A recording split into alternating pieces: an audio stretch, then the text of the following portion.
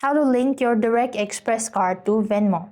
In order to link Direct Express card to Venmo, you can follow the steps by first thing open your Venmo app, log into your account.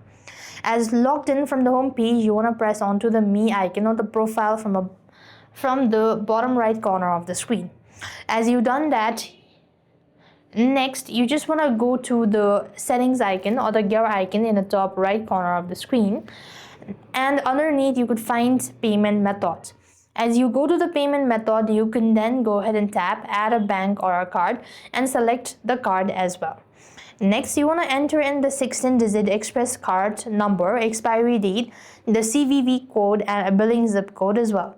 Once added, your card will list it under a payment method in the app's wallet section, and that is how you can link your Direct Express card to Venmo. And that's how things work to actually link your Direct Express card to Venmo. I hope the video was helpful. Make sure to like, share, and subscribe. Thank you for watching. See you in our next video.